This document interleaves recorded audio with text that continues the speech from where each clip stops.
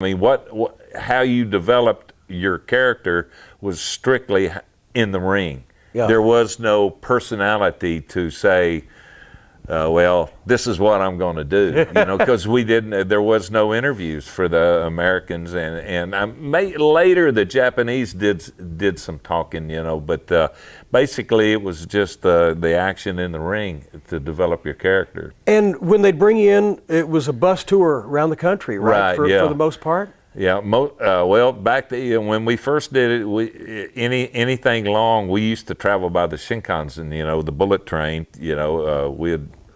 We'd travel all over the country by train, and then we'd catch up with the bus, and then we'd get on the bus for 3 or 4 days, and then we might take a big long trip, back on the Shinkansen to some other place, and then the bus would catch up. But so yeah, they had a bus, and All Japan.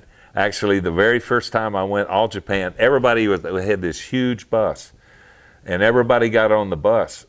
I mean, the Japanese and the Americans all got on this bus. Baba, Jumbo, and the 2 or 3 of the top guys, they would ride in a van, different. But everybody else would just pile on this big bus and we'd go around. But Inoki, when I got there, he had 2 separate buses. The Gaijin, the foreign guys, would be on one bus. The Japanese would be on completely separated. Because it was kayfabe, because most of the time you were wrestling these guys, so it really didn't. Isn't it still? Well, there you go. It didn't look good for the fans who might be hanging around to see everybody get on the bus afterwards. Yeah, that's right. So, Inoki did that, and didn't you kind of instigate Baba to address that as well? Yeah, we did, Well, I mean, eventually. He found out, that I don't know if I had influence, but I told him, I said, I'm wrestling with Okuma, and all of a sudden Okuma's on the bus with me. Yeah. So, I think he was smart enough to realize that needed to be done. So, they put us on separate buses. At the time, they ran arenas large and small, towns large and small all over the country. Yeah. You were in some of the penthouses, but there was a few outhouses, I'm sure, too. What were the tank towns in Japan like? This has got to be good.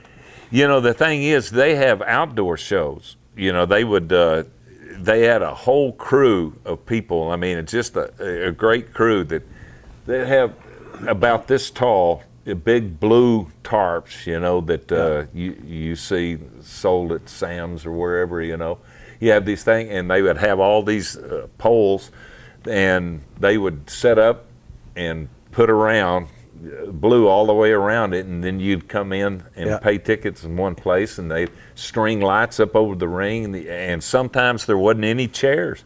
I mean, they just had mats. People come in and sit. Can you imagine paying $25 to go sit on the ground on a mat?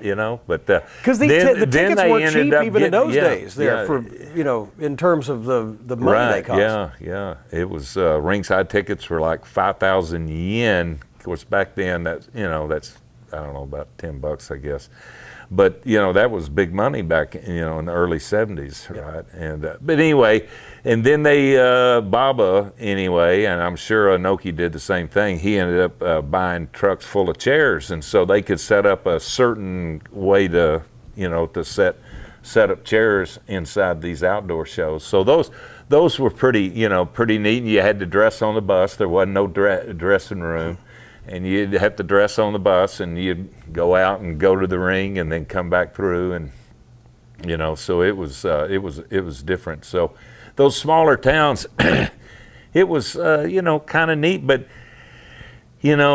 someplace like Laranger, Louisiana, where I used to wrestle for Watson down there. I've been to Laranger. I would dress in the car rather than try to get in that little 8 by 8 foot locker room with Bundy or whatever. Well, I mean, so that kind of a little just just hardcore, just small place venue that it wasn't a place you'd be wanting to go to, but.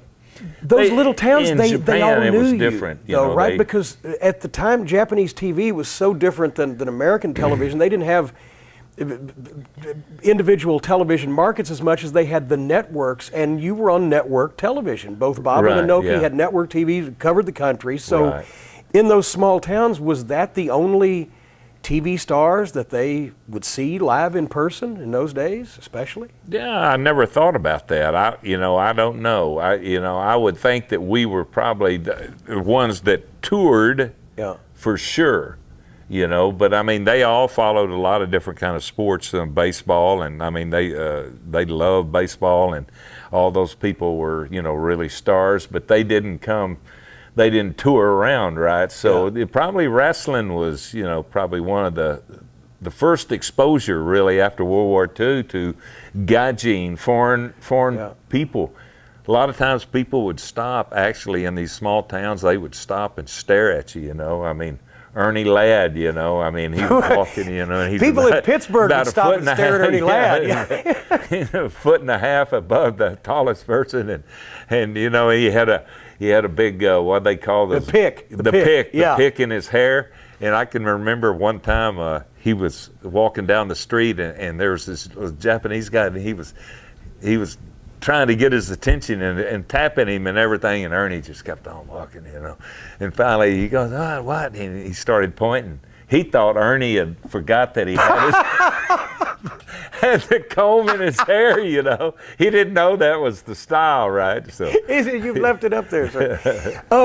We talked about bookers, booking, the Funk's booking for Baba or Vince booking, but that was in the process of booking talent. Over to the companies. Who actually did the match lineups and kind of and once again, this was not as days where you had agents and producers and writers. There was a booker that was in charge of putting Stan Hansen against Terry Funk or whatever, and there was some semblance of who needed to win and where the talent was going. Who was booking at that time? When you were working for Inoki, and if you know who was lining things up for Baba at the same time? Baba was more of a hands-on. Inoki had a business kind of a manager named Shima, and he was instrumental in helping Inoki run his business in a certain way, and he was the one that did all the interaction with the gaijins, So I never he dealt with. He was the one behind like the junior heavyweight explosion when he started Tiger Mask, and he had a lot lot of other. Shima, you're talking about? Yeah. I don't know. That was a couple of years later, but then they had the falling out, he and Inoki. You need to talk to Shima and Inoki. The politics of things. But yeah, I don't know any of that stuff. And that was the reason I really gravitated and I liked Japan, is because you know what? You come, you do this, you go home. Okay. With money. With money. Yeah. And you know what? I never was involved in the politics of what was going on. The decisions were made, whichever direction. Later on, I had a little bit of input, into what.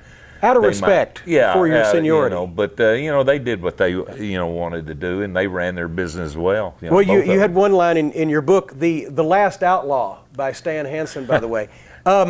You had one line in your book that said you made it a habit in your career of staying as far away from the office as possible, and I can identify with that. I did the same thing in TNA a time or two. Yeah. But the Japanese magazines and newspapers also were a huge publicity source. The Gong magazine and Weekly Pro. I guess the baseball was huge in Japan, and the baseball magazine. Baseball magazine, but they had an offshoot for wrestling. Really close. Yeah. And the newspapers.